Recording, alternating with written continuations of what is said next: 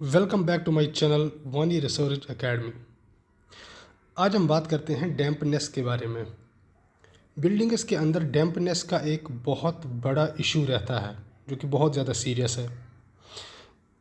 Dampness के बारे में हम आज देखेंगे, डैम्पनेस का ट्रीटमेंट कैसे होता है, डैम्पनेस के डिफेक्ट्स क्या होते हैं, काजेज़ क्या होते हैं, सोर्सेज क्या होते हैं और इसके प्रिवेंशन मेथड्स, डैम्पनेस को कैसे रोका जाए।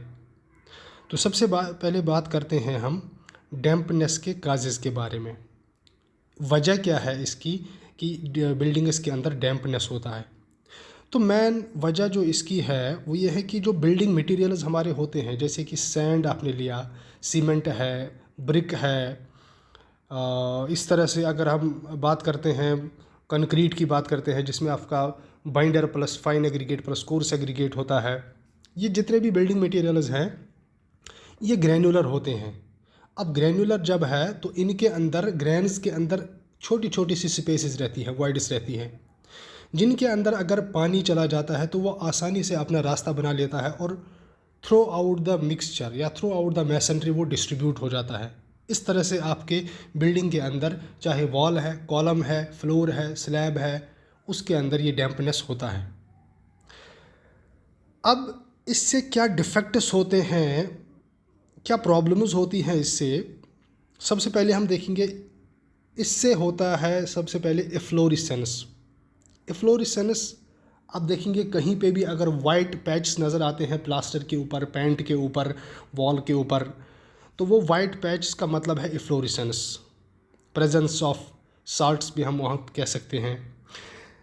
अब जब एफ्लोरेसेंस प्रेजेंट होगी तो जो मटेरियल हमारा होगा, चाहे प्लास्टर है या पेंट है, वो धीरे धीरे क्या होगा, क्रम्बल होना शुरू हो जाएगा और टूट के बिखरना शुरू हो जाएगा, जिस तरह से आप यहाँ पे देख रहे हैं।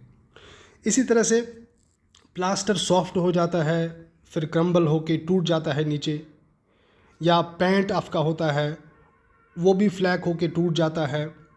या अगर आप टिम्बर देखते हैं, अगर बिल्डिंग के अंदर टिम्बर मटेरियल भी लगा हुआ है तो जब डैम्पनेस उसके अंदर आएगा, डैम्पनेस की वजह से आपका टिम्बर वार्प हो जाएगा, बेंड हो जाएगा या बकल हो जाएगा और फिर धीरे धीरे वो रॉटिंग उस पर शुरू हो जाएगी।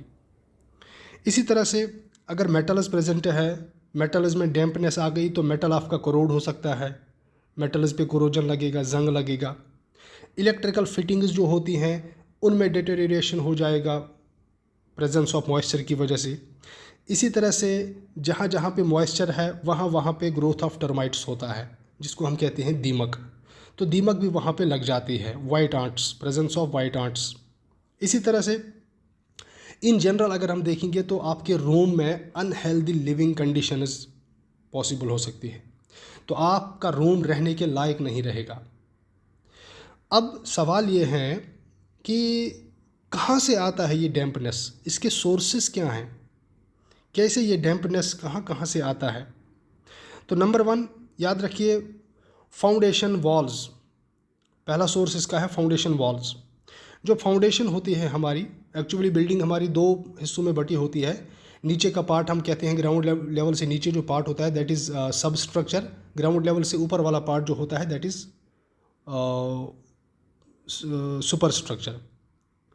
तो सब स्ट्रक्चर जो होता है जहाँ पे फाउंडेशन होती है, फाउंडेशन के जो वॉल्स होते हैं, नीचे से पानी with the help of capillary action ऊपर आ सकता है। अगर डिफेक्ट्स कहीं पे हैं तो उन डिफेक्ट्स के थ्रू आपका पानी ऊपर आ सकता है, वॉल्स के अंदर चला जाएगा। सुपर स्ट्रक्चर में जो वॉल्स हैं, कॉलम्स हैं, उनमें ये पानी चला जाएगा और इस तरह से डैम्पनेस होगी।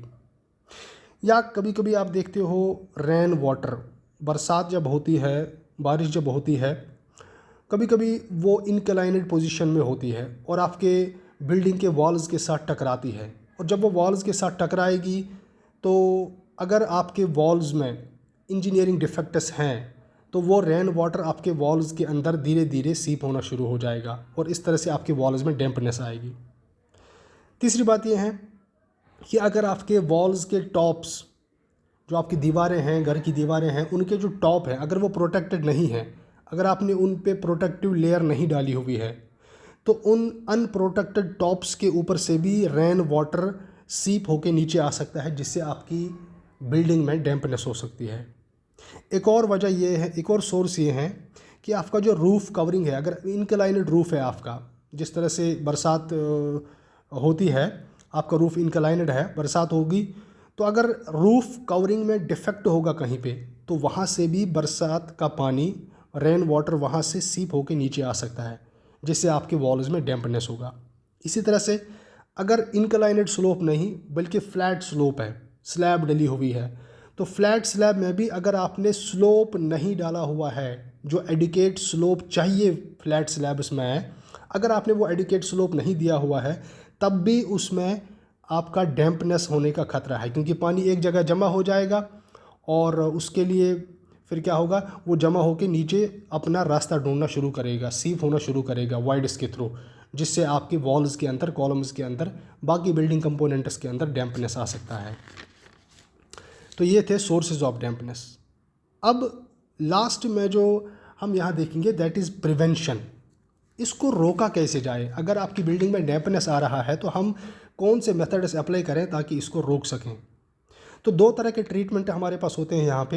एक को हम कहते हैं वाटर प्रूफिंग, दूसरे को हम कहते हैं डैम्प प्रूफिंग।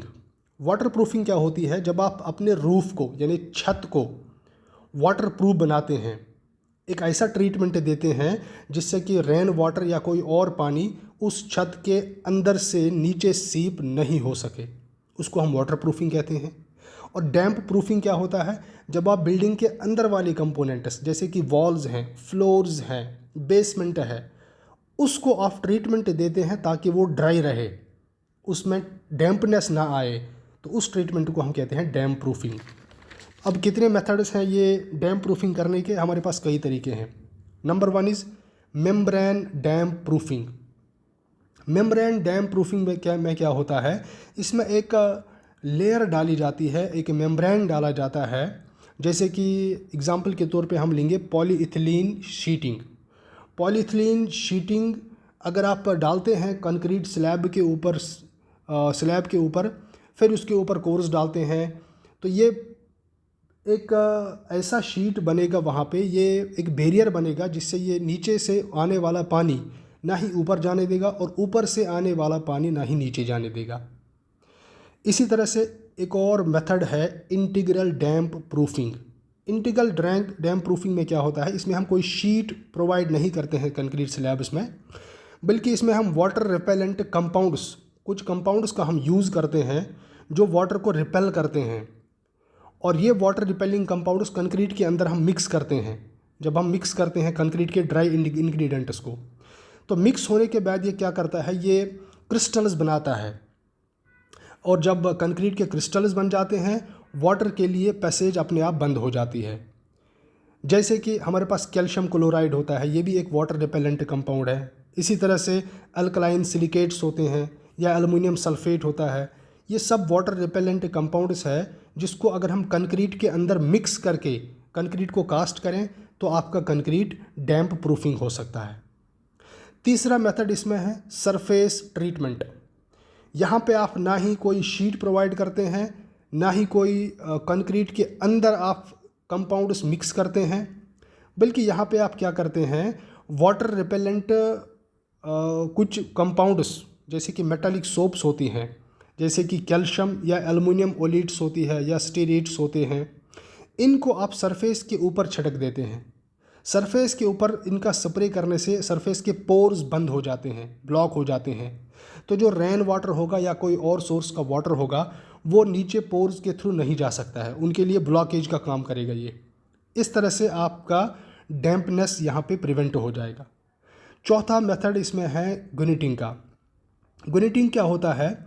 इसमें आप एक पेस्ट तैयार करते हैं, मिक्सचर तैयार करते हैं सीमेंट और सैंड का, in the ratio of 1:3, 1 part of cement to the 3 parts of sand, और इस रेशियो को आप अप्लाई करते हैं हाई प्रेशर के साथ सरफेस के ऊपर, चाहे आपकी वॉल की सरफेस हो, कंक्रीट की सरफेस हो, कॉलम की सरफेस हो या किसी और चीज़ की सरफेस हो, उस सरफेस के ऊपर आप हाई प्रेशर के साथ इस मिक्सचर को अप्लाई करते हैं, जिससे कि आपके पोर्स बिल्कुल ब्लॉक हो जाते हैं और जो पानी उसके अंदर सीप होने वाला होगा वो पानी उसके अंदर फिर नहीं जा सकता है।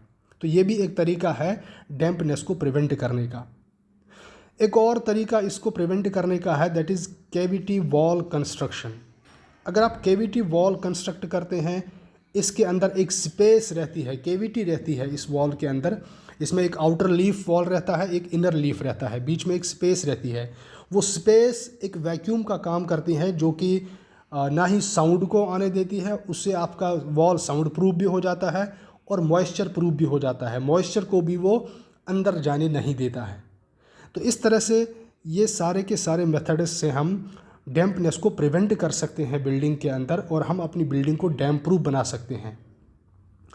तो अगर आपको ये वीडियो सही लगे, चैनल को सब्सक्राइब कीजिए, बेल आइकन पे क्लिक कीजिए, ताकि आने वाली वीडियो सबसे पहले आप तक पहुंच जाए। Thank you.